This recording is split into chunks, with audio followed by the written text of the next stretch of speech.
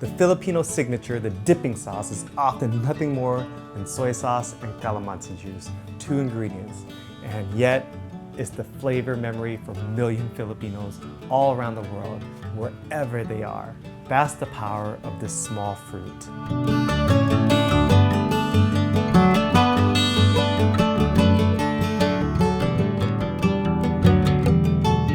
This is such a high demand product. It is being used in a lot of culinary arts, lots of juices, a lot of drinks, and it's becoming well known around the world as the citrus of the Philippines.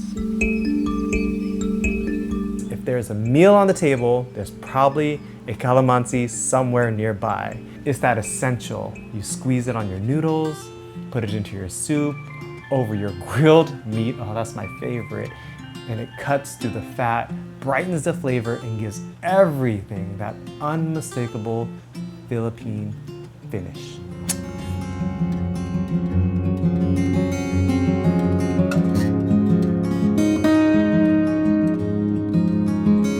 We're in the Philippines and size doesn't matter. Like I said, don't let the size fool you. This little citrus packs more flavor punch than any fruit, twice its size. It's tart, it's bright, it's complex, a little like lime, a little like tangerine, but entirely its own thing.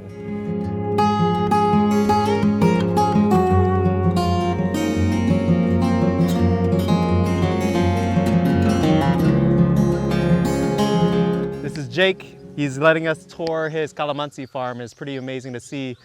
This is the biggest one that I've seen in Bohol so far, and we use his juice at our resort, but I'd love to see this grow into a bigger enterprise, and he's teaching me a lot about this tree.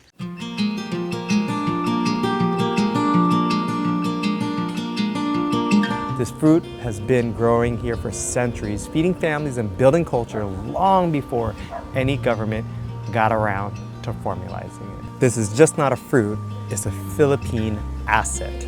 These trees grow 3 to 6 meters, about 20 feet tall, and can live and produce for decades.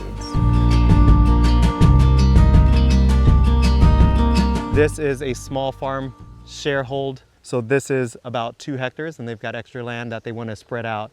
And the reason why it's so important is he's employed about 8 to 9 people alone just for the harvesting and care for the farm. And that creates jobs in areas where there's no industry, no money flowing through, no tourism like the other parts of Bohol, but he's been able to create jobs and the sustainability for his family and longevity. And this is such a high demand product.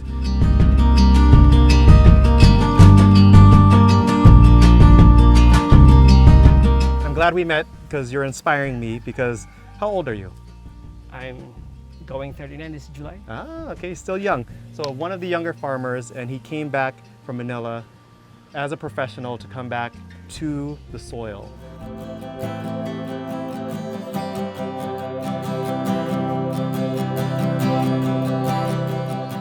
Gasugod na sa akong papa, niya ako'y nagtiwas pagkamatay ni papa, so akong gitiwas ang yang farm.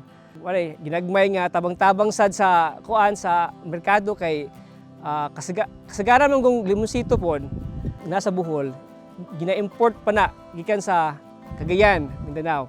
So kung naatay kaguli yung limonsito sa Bohol, dako yung tabang kay presko ang atong madawat nga limonsito. The calamansi industry exports to the US, Japan, South Korea, Canada, Hong Kong. This is a globally traded fruit, and yet farmers growing it in places like Oriental Mindoro are often barely making ends meet farmers. That gap between global demand and farmer income is a story worth telling. Well, at first I had a health condition, so I can't breathe in an air-conditioned room. I need anything that has a dry environment. I'm going to have breathing issues. So no choice. I think it's also part of my DNA, because I have forgot to mention my father is also a farmer, and he's a graduate of agricultural engineering from Mindanao State University. Okay. So and then well, he is that passionate. Wow. So he started the calamansi farm. Yeah. So this is almost like a legacy, like you're carrying on the tradition that he started. Yeah. That is awesome.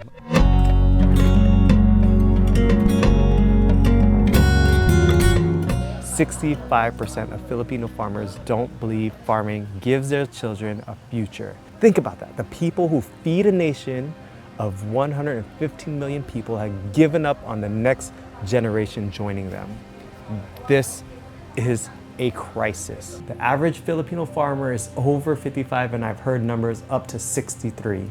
Here, we're on a farm run by someone decades younger. That alone makes this place extraordinary for a young farmer to take this on. The generation of young Filipino grew up hearing farm means poverty.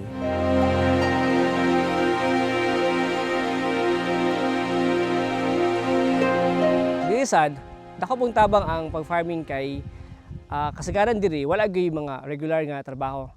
So kani ako mga ako mga trabahante diri na ako'y 7 ka unom ka babae nga tag-harvest.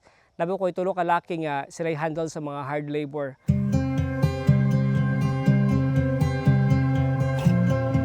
This is why farm matters. This is why Jake matters. This is why the 4 acres, about 2 hectares, and Jake, being a young farmer who decided farming wasn't dead, matters. The world is full of commodity traps. Farmers growing coffee, cacao, coconuts, calamansi, LME, whatever you want to pick, and making it almost nothing, while the companies that process it and brands, even luxury brands, make their own products and make a fortune. Well, aside from the farming, you really have to go into value-added products, because that's the only way that you can protect your bottom line. Yes. Because if you're going to depend on the wholesaler, you're at their mercy. Yes. And then it's going to hurt your business, and also it's going to affect the people working for you. Yes, I agree. I agree 100%, and that's why Pursuit of Coconuts exists, is we wanted to come back to where the plants and the hands who nourish it and make sure that they're blessed too. So Pursuit of Coconuts wants to bring on value-added machines, technology, information, and help give that value back to the farmers instead of the middlemen or the sellers. Yeah. Here's the uncomfortable truth about calamansi farming in the Philippines. A farmer spends months growing, tending, and harvesting. Then a trader shows up and offers to take it or leave it price. It's like, you want it? Take it. If not, we'll walk. And the farmer, with no cold storage, no transport, and a harvest sitting in the sun, takes what they can get, and they take it. That's not a free market. That's a system designed to extract value from the people who create it. The middleman problem isn't unique to calamansi alone. It runs through almost every agricultural commodity in the Philippines. Aside from the, you have to ensure that going into value-added products creates a stable income. Yes. You lock in the prices, because there's too much supply. You expect the prices to go low, so it will hurt your bottom line.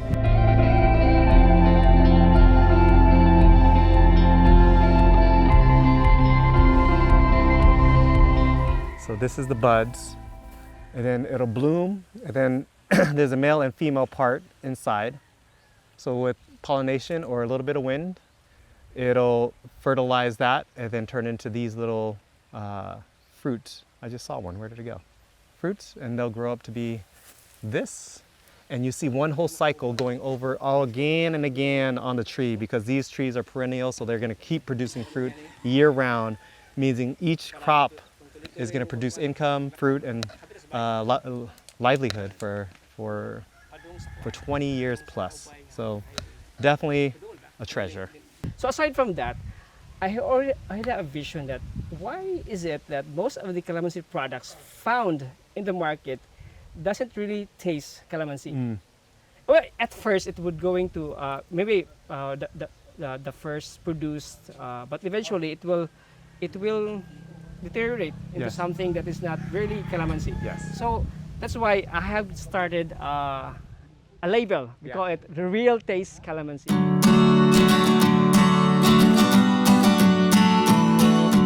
Calamansi is so important to this area because it produces this yummy juice that has a combination of lemon, lime, and orange that creates a unique flavor that's becoming more and more demanded in culinary arts and around the world.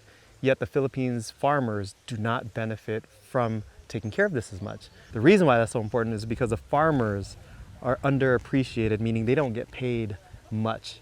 And so by keeping the production and manufacturing close to the commodity, value add is given to the farmers, the owners, and the people that nourish this fruit.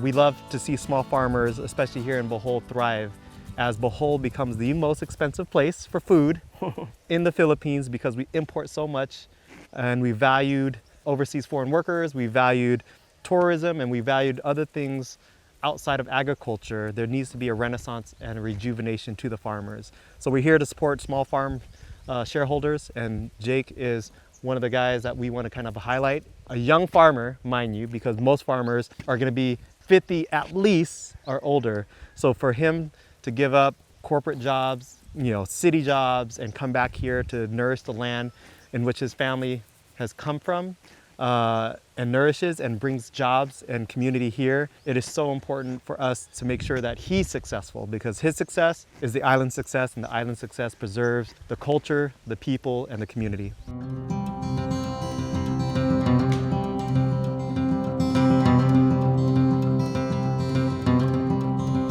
So what if the problem isn't how farmers have been taught to farm, but how they've been taught to sell? Now imagine 2 hectares of calamansi, that's tens of thousands of fruits per harvest on a good day at a fair price. That's a living.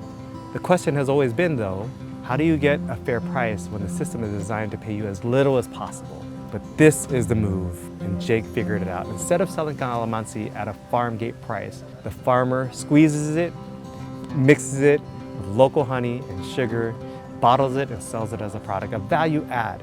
He controls the price, he owns the margin. Value added processing is the single most powerful thing a small farmer can do. You stop selling raw material, you start selling a finished product. The fruit stays the same, the income doesn't, it increases. The bottle of calamansi juice with honey and sugar isn't just a drink, it's a business model. It's a farmer saying, I'm not going to let someone else profit from what I grow. I'm going to process it myself, package it myself, and find my own customers.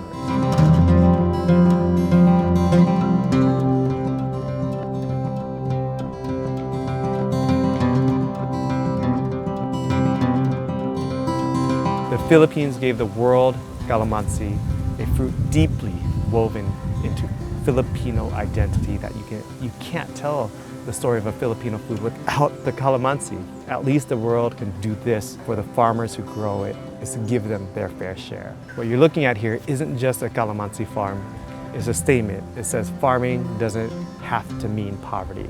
It says young Filipinos can look at the land and see opportunity and not a trap.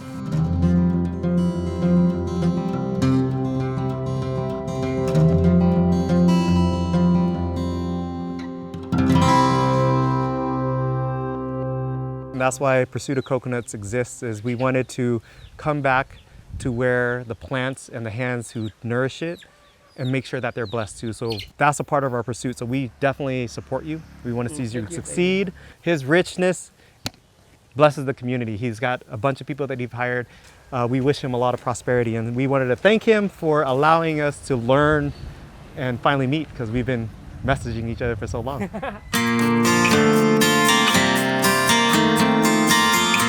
What you're looking at here isn't just a calamansi farm, it's a statement.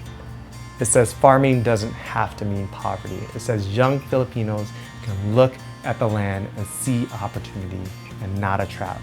The Philippines gave the world calamansi, a fruit deeply woven in Filipino identity. So next time you squeeze a calamansi, remember where it came from, remember who grew it, and ask yourself whether the system around it is working for them or just taken from them. Here at the Pursuit of Coconuts, we support heritage farm and heritage crops and the people who tend and grow it, who toil with the soil, who give us the food and our living, and we want to make sure they are compensated. I'm tired of seeing the hardest, honest work being put aside only for the vanity of brands. Let's change that. Let's make sure that we support brands that support the farmers and the commodities and the source and where they come from. Let's do it in an ethical way for the people and make sure that it's healthy for the planet, and use that prosperity to continue to grow us all as a community and not just individuals' wealth.